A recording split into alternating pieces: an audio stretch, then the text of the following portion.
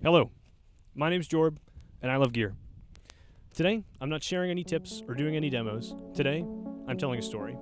A story about an experience with a keyboard I couldn't describe any way other than cursed. This is a story about risk, uncertainty, and repeated misfortune, all in pursuit of a mysterious keyboard. This is a story about the Akai AX60. This is Resonant Screams.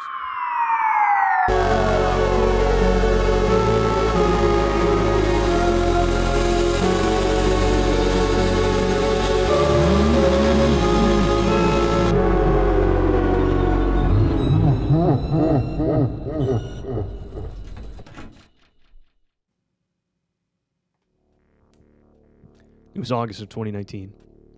I was having another night I'd had 100 times. I searched for synth or synthesizer on eBay, filtered auction only, and sort by ending soonest. Normally, all you see is crap. 101 Casios, rack mount gear nobody will ever buy, sort of shit that makes the bad gear guy really act up. But tonight, there was something else. Akai AX60. I hadn't seen one before, I didn't know anything about them. Really made me raise my eyebrows. I only had 4 minutes left in the auction, no other bidders. I googled it quickly, checked the listing again, it said sometimes it behaves erratically. I wasn't afraid, I figured I could make it work.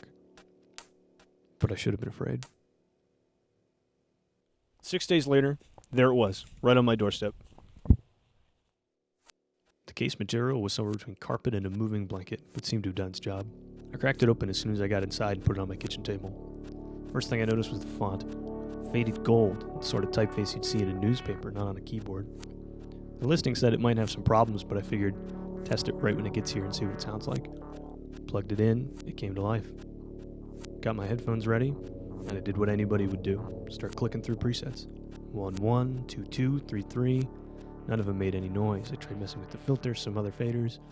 Nothing happened, but I kept clicking through, and eventually I found it. Patch 6.6. And this is what it sounded like.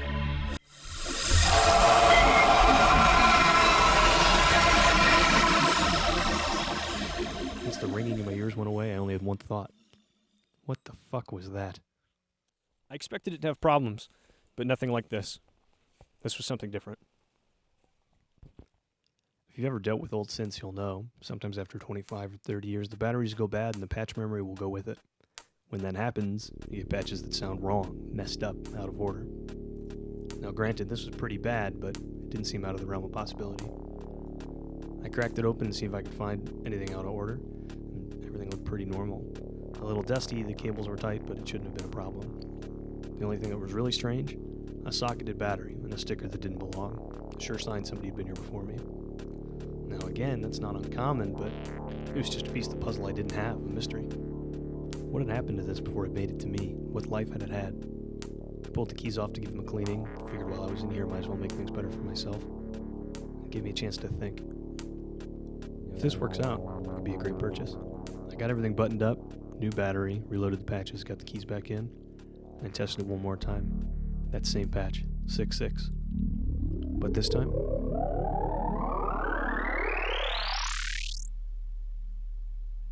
I'll spare your ears.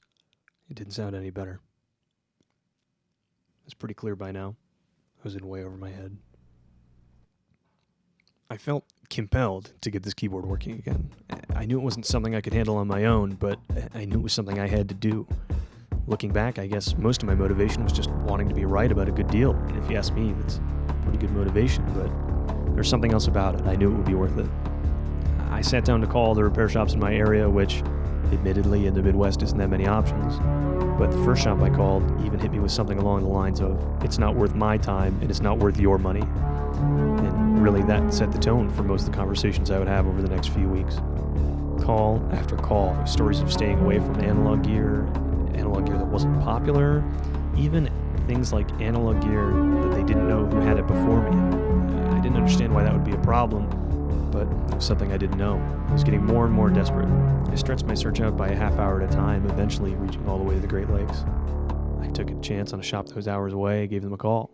I explained my problem, and to my surprise, we work on wacky old gear all the time, even if it sounds like it might be, really wacky.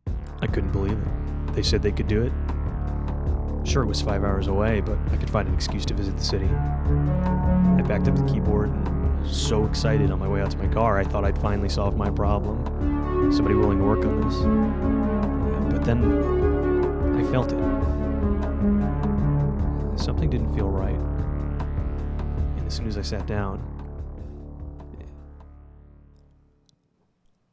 it got worse.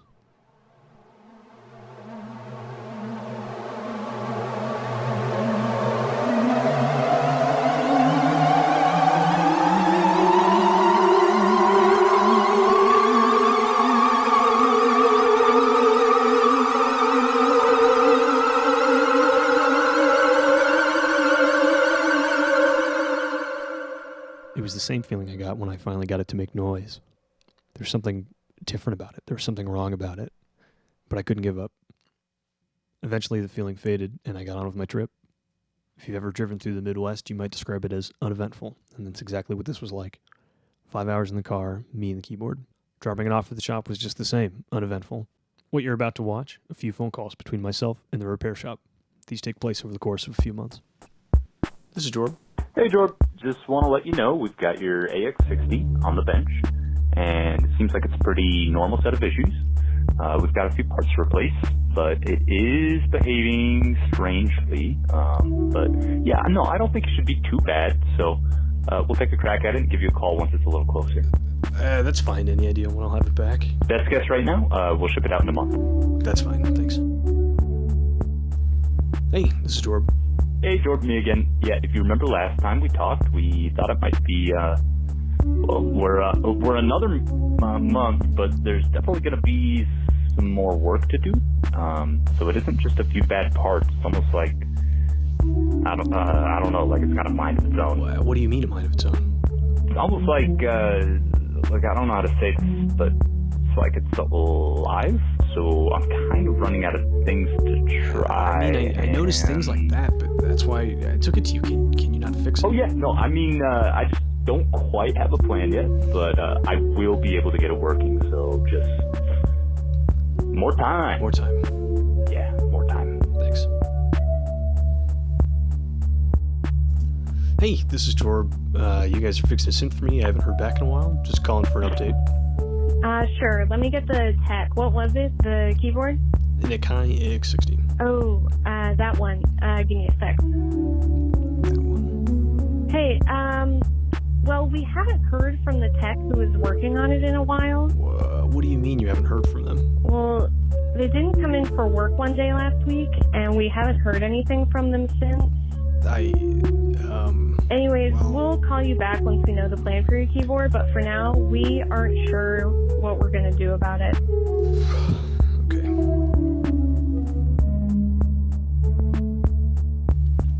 Hey, I called a while ago. My name's Jorb. I'm just looking for any details on the synth I have you guys working on. It's an Akai AX60. Oh, yeah, that thing's still...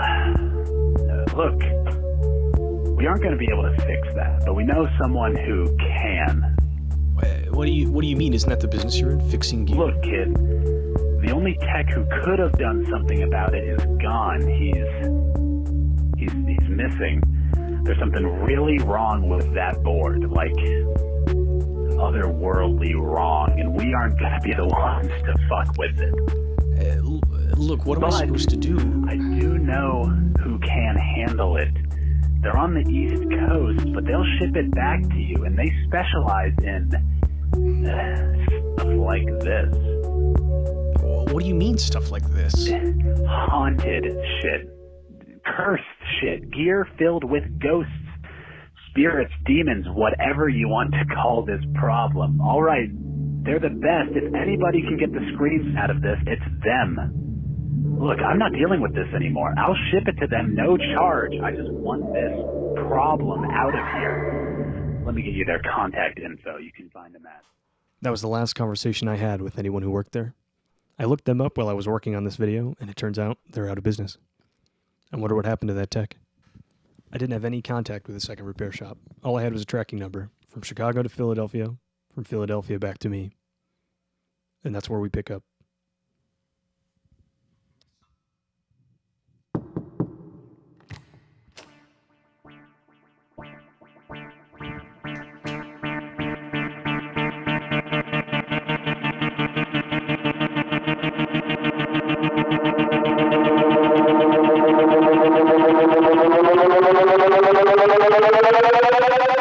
a second, it was like any new gear day. A shot of adrenaline while you throw the cardboard inside, get a knife and slice it open. But pretty quickly, it dawned on me. This wasn't a normal package. This wasn't normal gear.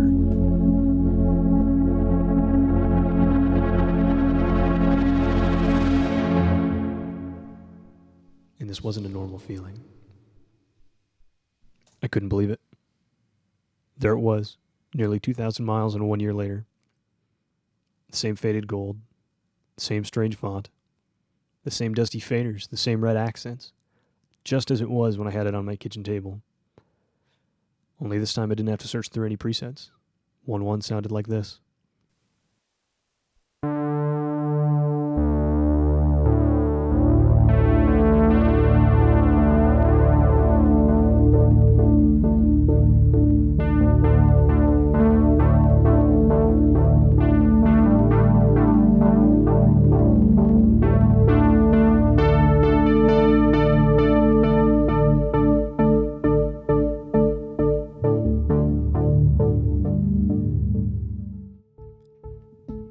Hello, it's Jorb. Thank you very much for watching Resonant Screams. I really hope you enjoyed it.